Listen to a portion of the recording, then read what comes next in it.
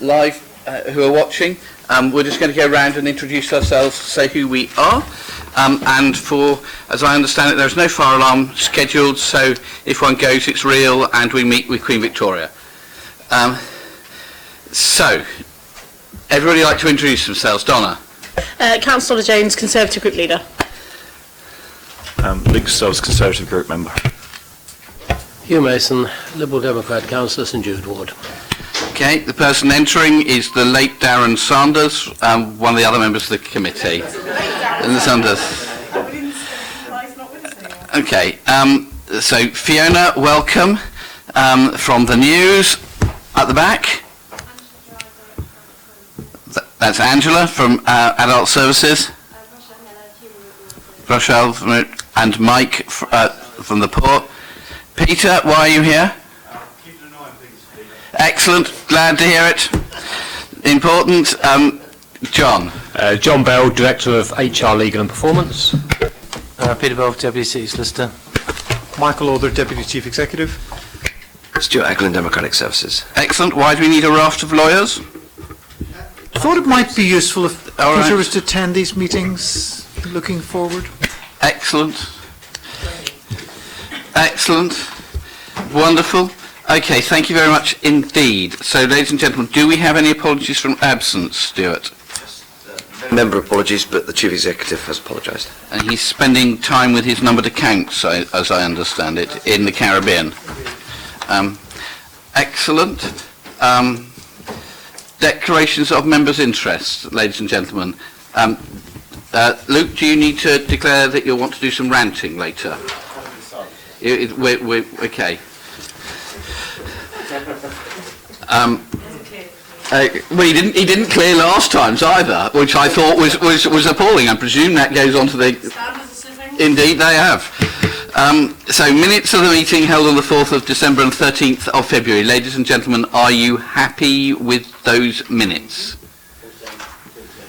Excellent. Okay, next one, the pay policy of the council.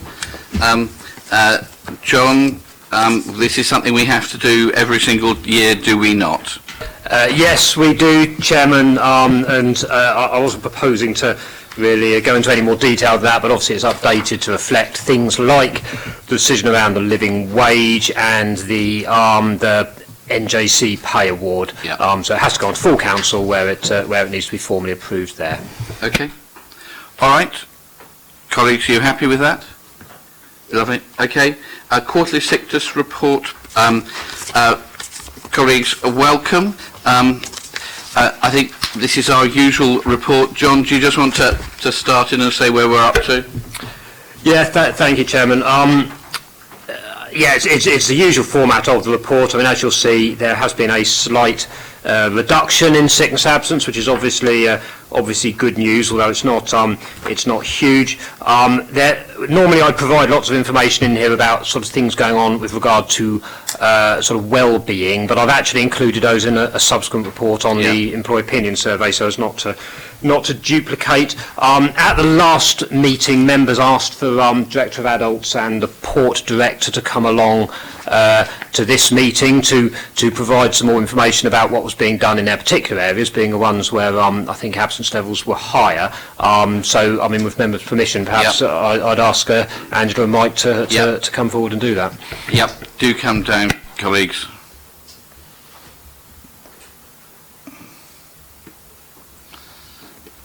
So who would like to talk to us? It's just to have an idea of why things seem to be such outliers in terms of the... So, who wants to go first? Is it age before beauty or beauty before age? Okay, I'm going first. As John said, you asked for me to come along really to talk about the absence management around the port, particularly around the port statistics and how they increased really in the last 12 months from 6.85 days to 16.6 days. So you've got a report there that actually shows you the top reasons for the absences at Portsmouth International Port. The number one The highest ranking is around musculoskeletal. And then we've got psychological stress, anxiety, third one cancer, tumours, fourth one neurological, and the fifth one being viruses and colds. Now, there are some very good reasons for the stats being particularly high over the last 12 months. We have quite a low number of employees at the port, so if we have a long-term absence, that does start to raise it quite significantly. And we have had over the last 12 months, we've had some, for very good reasons, some long-term absences around cancer and welfare with regards to cancer, and obviously the musculoskeletal, where one of our employees has had 2 knee replacements. So that has skewered the statistics. Actually, when you take out the long term, we're, if I've got it in front of me, we're actually lower than the corporate in terms of our medium and long term. So we're just less than, we're about 2 and less than 2 for the short term absences. So that they are being managed. We have gone through a bit of a transition. We've changed the HR services to the council's HR services because we had our own HR advisors, and also we were using a different system to the EBS system, and it was our HR advisors that were actually inputting it into the EBS system. So the managers have had to go through a bit of training with the support from HR here at the Civic to move towards the EBS system and how to manage those absences. We also benchmark what we do against industry, so we're members of the Port Skills and Safety, which is part of the British Ports Association, so we benchmark against other ports. And again, in terms of our medium to short term, we're there or thereabouts, possibly even less than some of the other ports. It's really just this spike that we've had in terms of the long-term absences. Okay, colleagues, any questions for Mike? Nope. Okay, thank you. Angela, welcome. Thank you. For adult services, obviously we've seen an increase again this year on our average days of 13.56. This is a reduction since 2017, but last year we managed to achieve 11.97, so it's gone up again. Our main reasons for absence are that psychological well-being is the first reason, cancer and tumours is second, and our age profile within the service shows that 50% of our workforce are 50 or above, which is the age at which cancers are most likely to occur. So we do believe that that is one of the issues that has impacted on us this time. Because of the nature of the work, again, in the care homes and in day services, musculoskeletal appears quite high on our list. We do have we have a back care specialist who works in the homes to try and reduce and make sure people are back at work as soon as possible, but it does create us a problem. Our gastro is our fifth reason. Obviously, as I'm sure people will appreciate, in an older person's unit, if people have diarrhoea and vomiting, Public Health England recommend that people don't return to work for a period of 48 hours, and again that can have an impact. And our virus and flu, colds and flu have actually reduced and is now our sixth reason. This year we saw a significant increase in the uptake of flu jabs, which was really good, and whilst we're seeing less people being ill from that, the people that are currently off with colds and flu seem to be a lot less well, or a lot more ill rather than in previous years. We're putting an awful lot of work in, particularly around the psychological well-being element. We are getting people referred to occupational health much earlier. We're looking at flexible returns, so people are coming back to work, maybe not doing their normal job, but a role that they are skilled and trained to do for a period of time to try and encourage people back sooner. And 20 out of the 51 possible managers have attended or booked on the new Managing Mental Health and Wellbeing workshops. We've developed some weekly mindfulness groups at Medina House and are using the what's it called? There's a card, self-care psychology cards, where people can pick a an objective and say, right, this month I'm going to focus on making sure I go out for a walk at lunchtime or whatever. And we're piloting that at the moment in Medina House with an aim to then roll that out further as it succeeds. I meet with HR on a monthly basis to review anybody that's had 100 days or more absence personally and to ensure that we have a plan. And the reports are sent to all our heads of service each month for them to review. So we feel like we've got a lot in place. I think we've got to just keep plugging away at it and hopefully start to see things coming down. It is mainly our long-term sick. Okay. Okay, thank you very much, Angela. Any questions for Angela? Hugh? Well, it's a joint question, actually. You said that you had musculoskeletal support in there. Could you, A, tell us a little more about it, and B, is this available to the port as well? Because Mike noted that there was musculoskeletal was one of the major causes of long-term absence. Just before you do that, just to get, welcome to the meeting, and just to check, do you have any interest you need to declare? No, so I'm sorry for delay. No, it's a delight to see you as always. Thank you. We have a back care advisor that we've employed directly within adult services for a number of years, and when staff are either that she will do routine manual handling training on site, she'll go and check that if there are new pieces of kit, people are absolutely up to speed and things to actually use that equipment, and will provide individual support as well for individual members of staff. She is quite busy, she's not full-time, but I think it's something that we found really useful, because obviously we want to prevent people injuring their backs, and we have seen that reduce in the level at which it appears on our absence list. So it's really about trying to do it in a proactive way to prevent people going off with back injury rather than dealing with it as a reaction to it. But it is an adult social care post at this moment in time. With regards to the port, the most physical activities are around the key assistance, which is the berthing and mooring.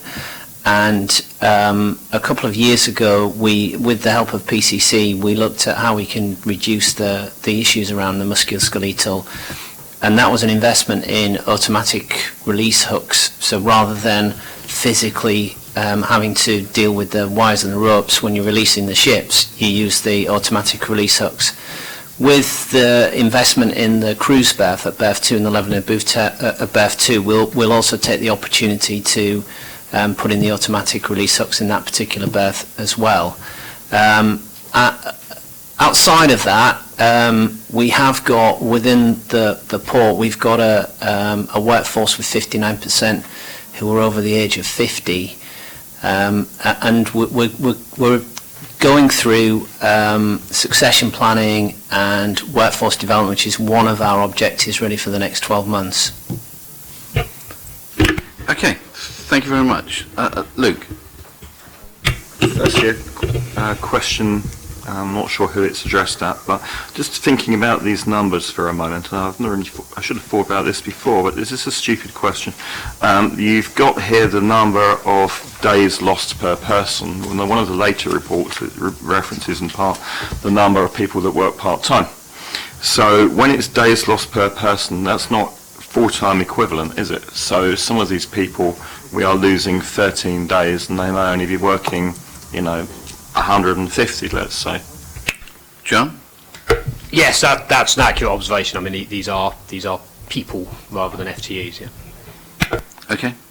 But actually, those percentages of working time lost, those percentages are on the basis. It looks to me like they're all pretty consistent in terms of the number of days it's a percentage of.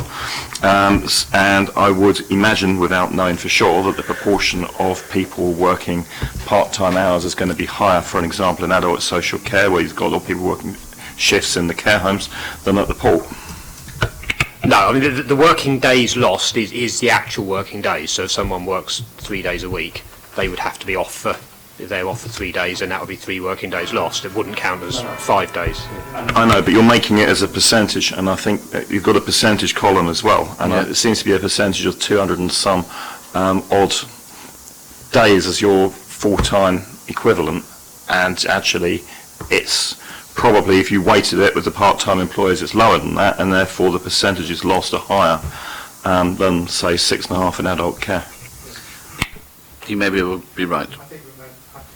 Yeah, okay. My other question was, one of the things I always find interesting about this report is you get the number of staff now and a year ago. Yeah. And so over recent years, as has been inevitable, the numbers have tended to go down. These ones are, it's more or less broadly the same, but there is an overall increase nonetheless of about 60.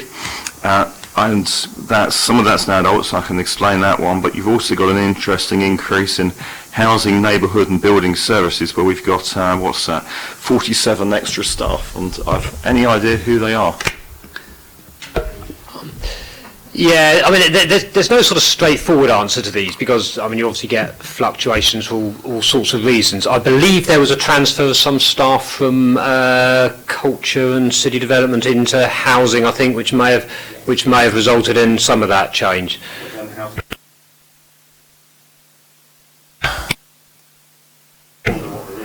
Yeah, I mean, if it would help members, I'm more than happy to come back with some sort of analysis that shows where that movement's been. But I think, particularly when you're dealing with quite large numbers, so the housing's 700 or 800 or whatever, there are constant fluctuations in that. Can we just ask James in housing to tell us why, and just drop us an email? We'll do. Maybe vacancies been filled, but we're just speculating. Yeah. We'll find out. Thanks. Anything else, Luke? Okay. Colleagues, you happy with what we've done? Overall, it's clearly good that the rate of overall sickness is down again, and it's gradually coming down over time, which has been good. So thank you to everybody, and thanks Mike and Angela for coming and talking to us. It's much appreciated. Okay, gender pay reporting. John. Okay, yeah, and apologies, you'll hear my voice constantly this meeting. It is a daily delight. Yes, I'm sure. So this one is obviously, this is back at members' request. Obviously, it's come to this committee previously, and when it was looked at last time, there was a very specific request from members to come back with some more information with regard to the gender pay gap as it relates to age breakdown and to part-time, full-time workers. So that's what I've sought to do here. I mean, we obviously still have to publish the gender pay gap report, and I've attached the report which I am proposing gets published. I'm sure you'll have had opportunity to read the various information in there with regard to the age breakdown. And I think, I mean, just to very briefly summarise, I mean, obviously what that shows is that, I mean, if I could draw your attention perhaps to paragraph 3.2.6 particularly, that the gender pay gap picture is obviously much more mixed over the different age categories, which I think is perhaps sort of unsurprising in a way, but obviously what it does reinforce, of course, is that once you get to a particular age bracket, and I mean particularly those sort of 40 plus, obviously the gender pay gap sort of swings fairly significantly at that point.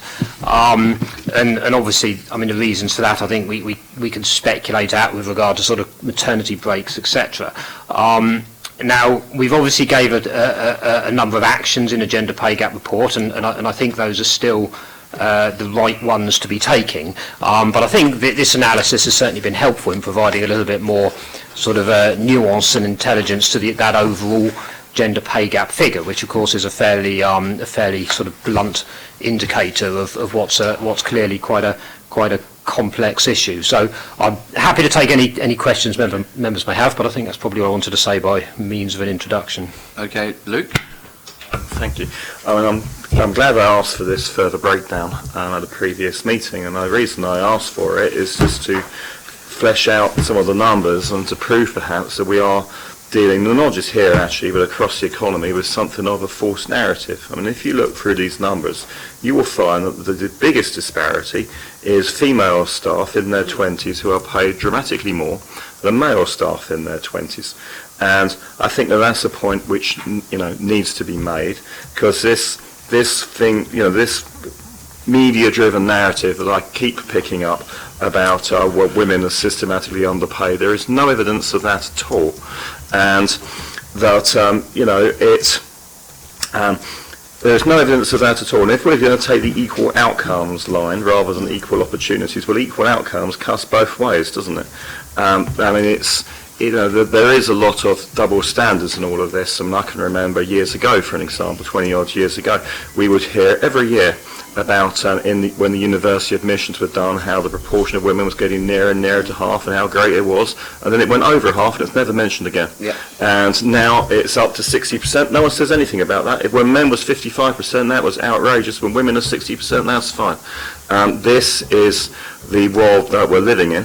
I think that there is the whole idea behind the gender pay gap report is rather meaningless, really. I know you have to produce it by law, but it is rather meaningless because you're lumping together all sorts of completely different jobs, and you end up with a meaningless number coming out at the end. So we've got our meaningless number, but as I said, when you break it down with the meaningless sub-numbers that make that meaningless number up, you can see that actually women are ahead on some of them. I think that's the point that needs to be made. Okay. Luke, was that one of your scheduled rants? Thank you. Hugh. Following up on Luke's scheduled rant, can we have an explanation of this interesting figure of full-time percentages in the ages 22 to 29? Is there any reason for this? Is this normal across the country? Is this normal in local authorities? It does stand out, so can we have a bit more explanation, please? I'd like to be able to provide an explanation, but I genuinely can't. We certainly, I would say hand on heart, I don't think there's anything unfairly biased towards either gender in terms of our sort of recruitment policies, our HR policies, our policies about sort of developing staff and giving people opportunities.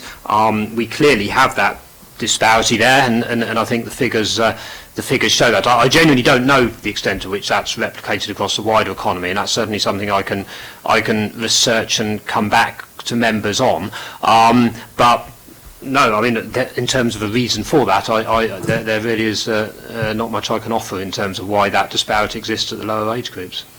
Okay, Darren. I won't go down the ideological route that Luke is going down, which seems to be men should be paid more, which is fine. But I do think that's what you said at all. No, not what he said at all, Darren. You should not misrepresent him. I try not to. So carry on with your own thought then. Thank you very much. But I do think we need to be going on with the evidence, and I think it would be grateful if you could actually give us something back, because what we don't know is whether this is common amongst the job market across the whole city or the whole region. It might be. And also, if there are any particular reasons or any particular areas, or if it's common to other public sector organisations, that would also be useful. Because I think it'd be useful to know, it would be useful to know why, and it would be useful to know where, because it might be concentrated within one particular department, or not. And if we don't know, we should. And that's why I think Luke was right to actually sort of ask for this in the first place. Can I give you my... You can give me your ideological thoughts, Luke. It's not ideological thought, but one thing which could be involved in this, which is only really a public sector issue, not just a council one, is in the public sector there is a tendency to insist on degrees for all sorts of jobs, and of course fewer men graduate. Now, is that a factor? I don't know. I do have to think that some of the requirements for degrees which have been introduced are excessive. Why is there an automatic requirement for a degree to go into the police or to be a teaching assistant? Not a teacher, that's different, but for a teaching assistant it seems all rather unnecessary. But is that or to become a nurse? Or to become a nurse, and is that a barrier to entry? Okay. And resuming what I was saying, thank you, Luke. I think these are the sort of things that would be very useful to actually know, so we can dig deeper into the detail to find out where the disparities lie and whether we're actually common or not. Okay. I don't think we can get that for our next meeting, but it might be useful for a future one, Gerald. Okay. Oh yeah, useful thought. Thank you very much, indeed, colleagues. Are you happy with the recommendations? Okay, living wage. Quickly get to page, which page really needs to be? 69. John. Okay, thank you, Chairman. There's a couple of reasons for bringing this report to you. Firstly, it's to notify you of the updated living wage rate as set by the Living Wage Foundation, which is now £9 an hour, and I was committed to coming back to members to advise of that when that changed. Secondly, there was a request at the last Employment Committee to come back with some information about how the new National Pay Award, when implemented, would affect decisions around the living wage. And as I've spelled out in the report, it is actually quite profound, because there's been a very conscious decision to bottom load the National Pay Award, to give it a bit of headroom above the statutory national living wage, and in so doing it's effectively brought the National Pay Award in line with the bottom of it, in line with the foundation living wage. So by making a decision to implement that award, it to a large extent is sort of job done in terms of the foundation living wage. I mean, obviously that's just this year, and the living wage rate is likely to increase faster than the rate of inflation, so I think it is an issue which members will need to keep live, sort of in the event that commitment to continue paying the foundation living wage remains. The other thing which I just wanted to flag up to members is with regard to the Council's own internal temporary staffing agency, which originally we'd sort of kept outside of the living wage condition, because obviously that's effectively in direct competition with high street temp agencies, and needs to be able to set wages sort of competitive to that, but now sort of being steered by the by members on it. We've brought that within the remit of the foundation living wage as well. I've spoken to other council directors who are the principal users of the internal agency to sort of say, look, you do realise, A, this is going to make it a bit more expensive, and B, kind of there's no use you running off to a high street agency just to sort of circumvent this decision, because that will sort of undermine it all. And I've got a very strong commitment from the directors to support us with this. So those are the points covered by the paper. But obviously I will take any questions members may have. Colleagues, any thoughts? Darren? Thank you, Joe, and thank you, John. As the person who actually asked for this report to come back, I'm in the odd position of supporting every single thing in there and still having some concerns, because I don't think all my points I raised have been dealt with. So I think it's right that we extend it to temporary staff. There remains an issue, which is if the foundation uprates it in September and the pay award is uprated in April, there's going to be a gap, and there's going to be a potential issue of non-overlap, especially as you've outlined that we're waiting for both of them to come through. Now, maybe I have this wrong, but my sense is that what do we do with, let's say, the living wage foundation upgrade to say £9.25, which is a figure out the air in September, and people are at £9 in April. What do you advise is the process that exists? Because that is the problem we've had between September 2018 and April 2019, and your report says this problem is going to continue.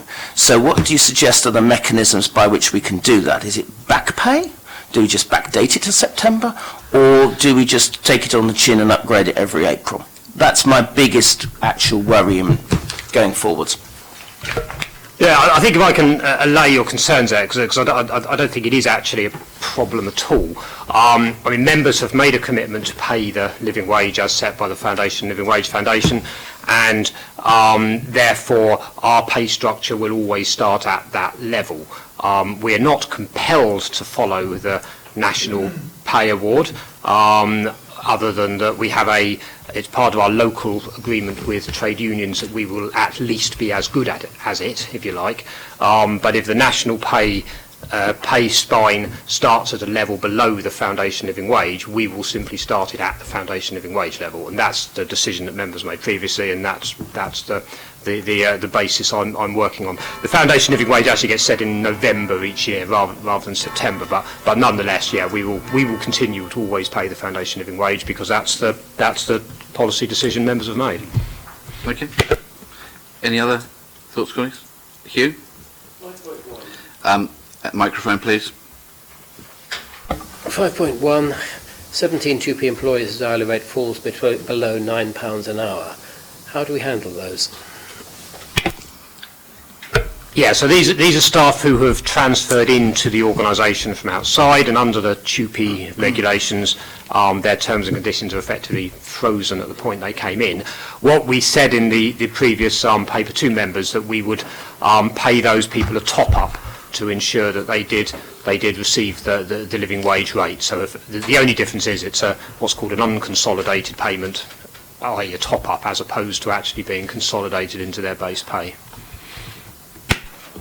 And how long does it remain unconsolidated before you put them onto a consolidated scale? In theory, indefinitely. What tends to happen with most staff who are TUPE'd into the organisation, we will go through a process by which they're gradually assimilated into the main workforce, but we have no legal obligation to do that, and in theory they could remain on their TUPE'd conditions indefinitely, but we would always ensure they were paid the foundation living wage rate. Luke? Just to help a bit on that, I mean, I think from conversations we had more than a year ago that we're talking primarily about some of the gardening team. And, you know, they are, I imagine, likely to be a permanent part of the council's workforce, so there doesn't really seem to be much justification for putting them on a different condition. Okay, colleagues, you happy with that? Okay, thank you much indeed. Then, has everybody got the final report which came separately? Okay. Stuart, do you have extra copies of the Employee Opinion Survey report? Well, no, it'll take time to do. Peter, is it online? It is online. If anybody has a telephone, I have mine. I'm not called Efficiency Jackson for nothing. You've got yours. Luke has an internet. Yeah, and I share it. Okay. Okay, lovely. So, okay, John, do you want to jump in? Right, okay. So this is a report providing members with information about the most recent employee opinion survey, which was carried out in 2018. And in the appendix to the report, it shows the headline results from that survey. I've set out in the report some of the sort of the highlights in terms of that feedback, which I think, I mean, at risk of trying to sort of distill it in too simplistic forms, I think was sort of broadly positive given the amount of sort of change and the ongoing sort of austerity agenda that the council's obviously having to go through. But clearly there are still some areas of challenge and some things that we need to work on. And then in the second part of the report, I've set out in a little bit more detail some of the things that are going on in order to respond to some of the big issues coming out, in particular around things like access to learning and development, around what the council's doing to look after the health and well-being of staff, what they're doing to improve the quality of leadership and management, and indeed to address concerns about communication. I mean, obviously, I'll leave it for members to read through that if they've not already had opportunity to do so. And if you need any more information on any of those points, obviously, I'll endeavour to answer any questions that members may have. Okay, colleagues, Hugh. Going to the table, line 28, we find that over a quarter of the employees either disagree or are neutral, they don't agree, that they have the resources necessary to do the job effectively. Now, have we dug down into that figure at all? Because it strikes me as slightly worrying if people say, I could do the job, but I haven't got the tools to do it. Yeah, I mean, I think with all these figures, I mean, they do mask enormous differences from sort of different parts of the council, and directors have been given their own sort of set of results as they apply to their own particular directorate, so they can work with their staff on what these particular points are. I think there are. I mean, there's a number of things that came out on that one. I mean, some of it inevitably was about sort of IT equipment, as you would imagine in any organisation, which I think is not necessarily a sort of a criticism. It's just that obviously IT it moves over time, and people see that they have applications at home which they're not necessarily able to access at work. So some of it is about that. I think out in the places like the care homes, obviously they're dealing in an environment where they will sort of never have sort of all of the equipment they need, if you like. It's very much sort of demand-led, and I think there were some responses coming through in that. But really it is very specific to individual directorates as to, I think, what people feel they need for their jobs and the degree to which those are properly provided. Okay, thank you. Luke and Darren. Two things. So firstly, I'm quite pleased to see a fall in the number of people who have had a PDR review in the last year. Certainly within adults, when I was doing that, we took the position that PDRs were not going to be mandatory for managers to do them, because if you know what the people working under you do, you don't really need to do them, and if it just becomes a tick box exercise, it's a bit of a waste of everybody's time. So I think I'm hoping that flexibility is still there, and I actually think that drop is a good thing. The other thing is, so we had, when we were looking at some of the supporting papers to do with senior management structures, one of the things which came out quite clearly was the unhappiness in the IT department, and I pick on that as an example. Now, and that was very revealing, and what I suppose my question is, I don't know quite how to put this, but I mean, it will be good if next time we do this, there's some sort of question which can tease out whether there's any localised problems like that. I mean, obviously it wouldn't mean much to aggregate it across the council as a whole, and I'm not necessarily saying that the response to that should necessarily be made public either, but a question which along the lines of, I think the group of people that I'm working with is doing an effective job, yes or no, with a level, you know, if the answers become too negative, it becomes a trigger point which refers something through to the cabinet or whatever, I think will be worth doing. On the PDR point, I know, Donny, over the years you have been concerned about this, and I don't know what the current position is. Do we, personally, I think if we're meant to be doing them, we're meant to be doing them. But I don't know what the current position is in terms of what the council's view on this is. John, could you enlighten me, or us? I certainly can. Sorry, could I perhaps ask Councillor Stubbs to... Yeah, I've explained a little bit more about this in 4.5 in the report.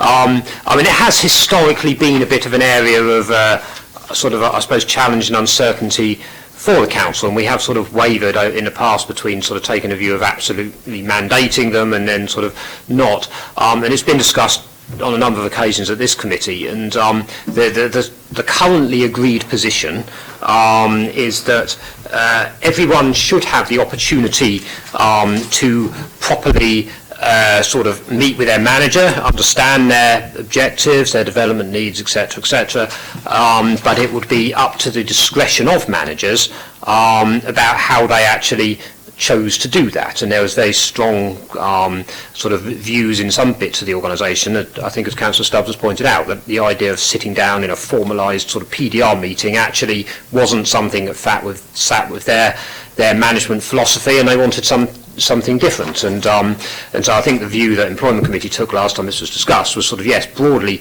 sort of like the idea that people should have something which they sort of does the job of a PDR, but actually would leave it to management discretion about how best to operate that within their particular bit of the business. And in response to that, from HR, we provide a number of tools for people to do that. So if people want to do a formalised PDR, that's great. We have sort of mechanisms of doing that and a proper form to fill in, etc.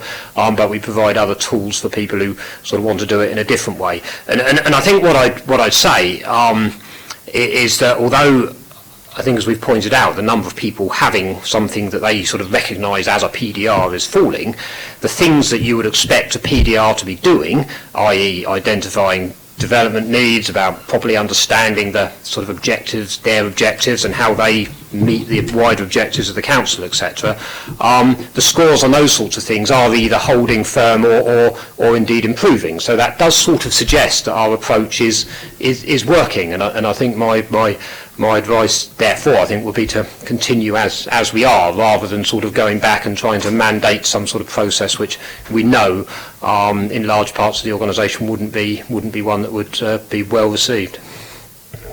Okay, I think I have a worry there. I'm not going to name areas or whatever, but we've had senior manager leave recently in an area where there was considerable unhappiness within the staff team, and where they didn't do any PDRs. And I just wonder, if you're not doing PDRs, what route members of staff who are unhappy have to express their unhappiness. Is that a fair question?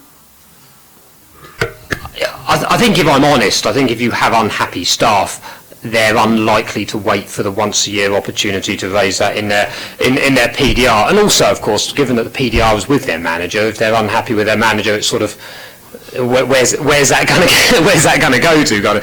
I think it is really important that the council listens to the views of its staff. I think things like the survey are really, really important for doing that. I mean, obviously, staff do have other sort of routes to follow if they're very unhappy. I mean, whistleblowing procedure, or they can go to their manager's manager. Or they leave for another job. Well, we try to avoid that if possible, but I don't think relying on PDRs as a mechanism for catching the happiness or otherwise of staff that's not really what they're for anyway. Okay, Darren? Yeah, I would agree with Luke. I think anything should be around a process of continuous improvement, as opposed to just wait 6 months or 9 months or 12 months for some sort of review which is very formalised. And as you say, if they don't like the person doing it, then they won't have much in terms of sympathy for them. So I would suggest it is up to individual teams. I'm interested in the health and well-being statistics, particularly the mental health statistics, which are lower than the physical health statistics and below 50%. I see that you're putting forward mental health training for managers. It'll be up to colleagues to decide on these things, but I would suggest that that's something we keep pretty much under review. I mean, this can be a very stressful environment for the reasons we see in the sickness absence and everything else. And I think I would suggest, if colleagues are happy, that that's one area that we may want to keep an eye on, because it's really important. We can't have too many staff, any staff ideally, with mental health issues. And it's interesting that that's below 50%. I would say the only other stat that interests me is the number of people who now don't know what the budget setting process is, because the proportion that's gone down hasn't gone down to I disagree, it's gone down to neutral, which suggests they don't know. I know some people don't know the budget setting process, and that includes some of the people who even set the budget. But I would suggest that that's again something we may need to look at, because if they don't know, as opposed to they don't like it, that may be an issue as to why they don't know, and what sort of further communications need to be done, because the budget setting process can be quite complicated and people genuinely don't know the constraints within which all 42 of us work within. Okay. Okay, if there are any outliers from departments or parts of departments, you presumably let somebody know, John? If a whole group of people say, ugh, hate the place. Yes, I mean the results, as I said, are they're worked through at both at a directorate level and at a team level as well. Actually, providing those teams are big enough for it to be sort of worthwhile doing. So obviously those results go to the relevant directors. They've all gone to the chief executive. They've actually been discussed with portfolio holders as well. So there is quite a lot of visibility at the results at that lower level. Chief executive has asked all directors to provide detailed action plans for their particular areas to explain what they're doing in response to the results in those areas. So he's maintaining visibility of that too. Okay. Okay, colleagues. All right. Thank you very much indeed. That, I think, is the end. So I think this is our last meeting within this municipal year. So can I record my thanks to all members of the committee and officers who come to support it for everybody's work this year. Thank you.